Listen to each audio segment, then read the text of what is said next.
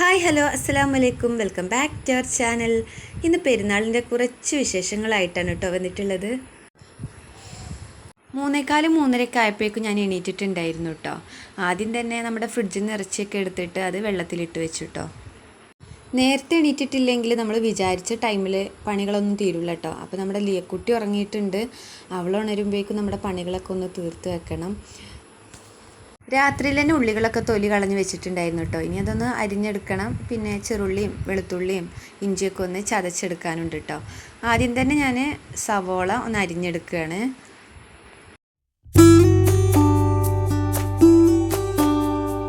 അങ്ങനെ സവോളയും തക്കാളിയും ക്യാരറ്റും മല്ലിച്ചപ്പും പുതിനയും ഒക്കെ അരിഞ്ഞ് വെച്ചിട്ടുണ്ട് കേട്ടോ. ചതക്കാനുള്ളതൊക്കെ ചതച്ചും വെച്ചിട്ടുണ്ട്. ഇനി ഇതൊന്ന് തയ്യാറാക്കി എടുക്കണം. ബിരിയാണിയാണ് കേട്ടോ വെക്കുന്നത്. 3 കിലോ വെക്കുന്നുണ്ട്. ചെറിൻ്റെ ഫ്രണ്ട്സ് വരുന്നുണ്ട്, പിന്നെ നാത്തുമാരും മുത്തച്ഛനും ഒക്കെ വരുന്നുണ്ട് കേട്ടോ. ആദ്യം തന്നെ ബീഫാണ് കേട്ടോ വെക്കുന്നത്. അതൊന്ന് വരട്ടിയെടുക്കണം. അതിന് വേണ്ടിയിട്ട് അത് മസാലയൊക്കെ ഇട്ട് മൺകുടുക്കിയിലാക്കി വെച്ചിട്ടുണ്ടായിരുന്നു. ആദ്യം തന്നെ തീ മൂട്ടി അത് ആദ്യം വെച്ചു കേട്ടോ. അപ്പോൾ അത് അവിടെ കിടന്നിട്ട് വെന്ത് കിട്ടിക്കോളും. എനിക്ക് തോന്നുന്നത് നമ്മുടെ കുക്കറിൽ വെക്കുന്നതിലേറെ ടേസ്റ്റ് കൂടുതൽ ഇങ്ങനെ മൺകുടുക്കിയിലൊക്കെ വെക്കുമ്പോഴാണ് കേട്ടോ. ഈ അടുപ്പിൽ കിടന്ന് പതുക്കെ ഇങ്ങനെ വെന്ത് കിട്ടണം. അപ്പോൾ അതിന് നല്ല ടേസ്റ്റാണ്.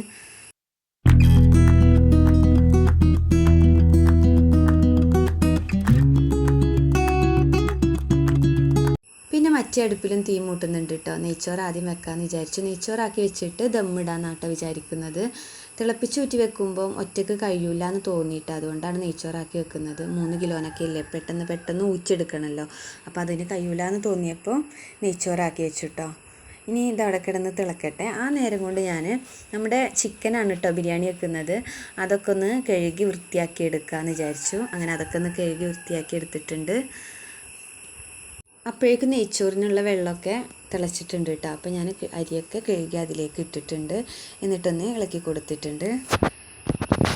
ഇടയ്ക്കിടയ്ക്ക് ബീഫ് നോക്കുന്നുണ്ട് കേട്ടോ. അടിയിൽ പിടിക്കാതെ നോക്കണം. ഒട്ടും വെള്ളം വെക്കാതെയാണ് ഞാനത് വേവിച്ചെടുക്കുന്നത്.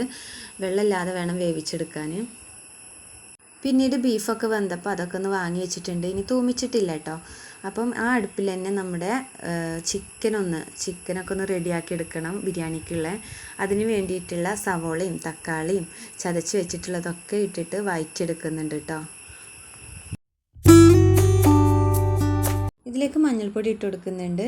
മുളക് പൊടി ഒരു ലേശം ഇട്ട് കൊടുക്കുന്നുണ്ട് കേട്ടോ. മുളക് പൊടി അധികം ആരും യൂസ് ചെയ്യില്ല. അതിൽ പച്ചമുളക് ചതച്ചതുണ്ട്. പിന്നെ കുരുമുളക് പൊടി ഇട്ട് കൊടുക്കുന്നുണ്ട്. വലിയ ജീരകം പൊടിച്ചതും ബിരിയാണി മസാലയൊക്കെ ചേർത്ത് കൊടുക്കുന്നുണ്ട് കേട്ടോ. എന്നിട്ട് നന്നായിട്ടൊന്ന് വഴറ്റിയെടുക്കണം. അതിനുശേഷം നാരങ്ങ നീരും പുളിക്കനുസരിച്ചുള്ള തൈരും കൂടെ ഒഴിച്ചു കൊടുക്കണം കേട്ടോ. എന്നിട്ടും അത് നന്നായിട്ടൊന്ന് വഴറ്റിയെടുക്കുക. ഉപ്പും ചേർത്ത് കൊടുത്തിട്ടുണ്ട്. എന്നിട്ട് നന്നായിട്ടൊന്ന് വഴറ്റിയെടുക്കുക. എന്നിട്ട് ഒന്ന് ടേസ്റ്റ് നോക്കുക കേട്ടോ. എന്തിൻ്റെയും കുറവുണ്ടോ എന്നൊക്കെ നോക്കിയിട്ട് അത് പാകത്തിന് ഇട്ട് കൊടുക്കുക. ശേഷം നമ്മുടെ കഴുകി വൃത്തിയാക്കി വെച്ചിട്ടുള്ള ചിക്കനും കൂടെ അതിലേക്ക് ഇട്ട് കൊടുത്തിട്ട് നല്ലതുപോലെ നിന്ന് വഴറ്റിയെടുക്കുക. ഞാൻ ബിരിയാണി മസാല ആദ്യം തന്നെ ചേർക്കാൻ മറന്നിട്ടുണ്ടായിരുന്നു കേട്ടോ. അപ്പോൾ ചിക്കൻ ഇട്ടതിന് ശേഷമാണ് ബിരിയാണി മസാല പിന്നീട് ചേർത്ത് കൊടുക്കുന്നത് കേട്ടോ. അങ്ങനെ അത് വേവിക്കാൻ വെച്ചിട്ടുണ്ട്. ആ ഒരു ടൈമിൽ ഞാൻ ഗ്യാസിൽ നമ്മുടെ വെളിച്ചെണ്ണയൊക്കെ ചീനച്ചട്ടിയിൽ ഒഴിച്ചിട്ട് ചെറുള്ളിയും കുറച്ച് സവോളയൊക്കെ ഒന്ന് വഴറ്റിയെടുക്കുന്നുണ്ട്. നമ്മുടെ ബീഫ് വരട്ടിക്ക് വേണ്ടിയിട്ടാണ് കേട്ടോ ഇത്. സവോളയൊക്കെ ഒന്ന് വഴന്ന് വരുമ്പോൾ അതിലേക്ക് ഇറച്ചി മസാല ഇട്ട് കൊടുക്കുന്നുണ്ട്. കുരുമുളക് പൊടിയൊക്കെ ബീഫ് വേവിക്കാൻ വെച്ചപ്പോൾ തന്നെ ഞാൻ അതിലേക്ക് ഇട്ട് കൊടുത്തിട്ടുണ്ടായിരുന്നു. അപ്പോൾ അതിൽ ആവശ്യത്തിന് എരിവുള്ളതുകൊണ്ട് ഇതിലേക്ക് ഇട്ട് കൊടുക്കുന്നില്ല കേട്ടോ. എന്നിട്ട് ഇത് നല്ലതുപോലെ ഒന്ന് വഴറ്റിയെടുക്കണം. പിന്നീട് നമ്മുടെ വേവിച്ച് വെച്ചിട്ടുള്ള ബീഫ് ഇതിലേക്ക് ഇട്ട് കൊടുത്തിട്ട് നല്ലതുപോലെ ഒന്ന് ഇളക്കി കൊടുക്കുക.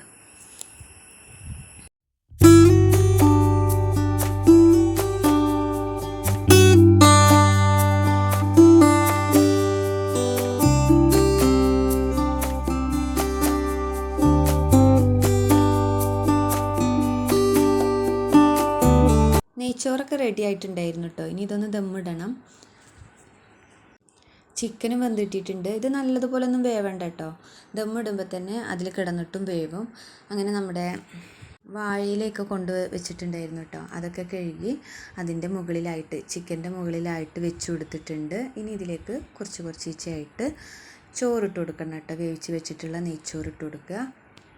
പിന്നീട് ഇതിൻ്റെ മുകളിലായിട്ട് ബിരിയാണി മസാലയും മല്ലിച്ചപ്പിൻ്റെ ഇലയൊക്കെ ഇട്ട് കൊടുക്കുന്നുണ്ട് കേട്ടോ. അണ്ടിപ്പരിപ്പും മുന്തിരിയൊന്നും വറുത്ത് കോരി വെച്ചിട്ടില്ലായിരുന്നു. അതൊക്കെ നമ്മൾ നെയ്ച്ചോറാക്കി വെച്ചപ്പോൾ തന്നെ അതിലിട്ടിട്ടുണ്ടായിരുന്നു. അപ്പോൾ ഇനി ഇതിലിടേണ്ട ആവശ്യമില്ല. പിന്നീട് വീണ്ടും ചോറിട്ട് കൊടുക്കുക. വീണ്ടും അതുപോലെ തന്നെ ബിരിയാണി മസാലയും മല്ലിച്ചപ്പിൻ്റെ ഇലയൊക്കെ ഇട്ട് കൊടുക്കുക. പിന്നീട് ഞാൻ കുറച്ച് ഓയിലും കൂടെ ഒഴിച്ച് കൊടുക്കുന്നുണ്ട് കേട്ടോ. നെയ്യ് പിന്നെ ഒഴിക്കേണ്ട ആവശ്യമില്ല. നെയ്ച്ചോറാക്കി വെച്ചതുകൊണ്ട് അതിൽ തന്നെ നെയ്യ് ഉണ്ടാവും.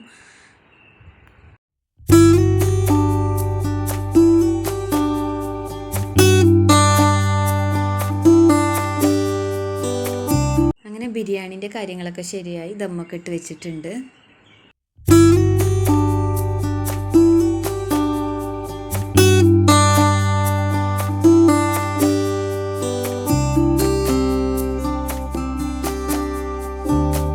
ബിരിയാണിയൊക്കെ ഉഷാറായി കിട്ടിയിട്ടുണ്ട് കേട്ടോ.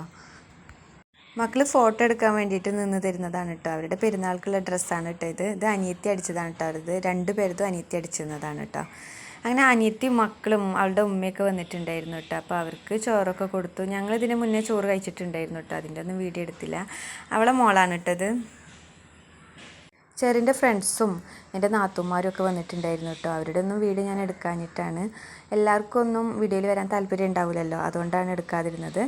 പിന്നെ ഒരു മഗ്‌രിബാങ്കൊക്കെ കൊടുക്കാനായപ്പോഴേക്കും ഞാൻ എൻ്റെ വീട്ടിലേക്ക് പോയിട്ടോ. ആ ഒരു ടൈമാകും പെരുന്നാൾക്ക് എന്നും വീട്ടിലേക്ക് പോകാൻ കേട്ടോ. എനിക്ക് കുറച്ച് നേരത്തെ പോകാനായിരുന്നു ആഗ്രഹം, പക്ഷേ ആ ഒരു ടൈമാകും. വീട്ടിലേക്ക് പോകാൻ നേരം വൈകിയാൽ ദേഷ്യവും സങ്കടമൊക്കെ ഒരുമിച്ച് വരും കേട്ടോ. ഇങ്ങനെ ആർക്കെങ്കിലും വരുന്നവരുണ്ടെങ്കിൽ ഒന്ന് കമൻറ്റ് ചെയ്യണേ.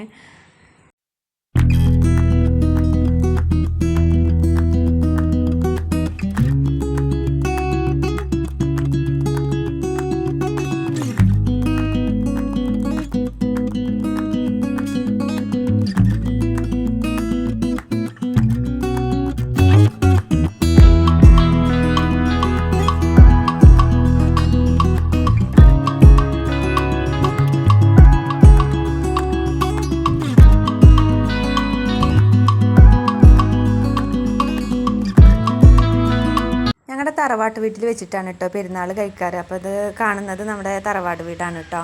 അപ്പോൾ മക്കൾ അവിടെ എത്തിയപ്പോൾ ഓടിച്ചെല്ലാണ്. എല്ലാവരും പകലന്നെ വന്ന് പോയിട്ടുണ്ടായിരുന്നു. അപ്പം എല്ലാവരും ഒന്നും കാണാൻ കൂടിയില്ല. അവിടെ ഏട്ടത്തി മക്കൾസൊക്കെ ഉണ്ടായിരുന്നു കേട്ടോ. അപ്പോൾ അവരുടെ കൂടെ ഇരുന്നങ്ങാണ്ട് അവർ കളിക്കുകയാണ് കേട്ടോ.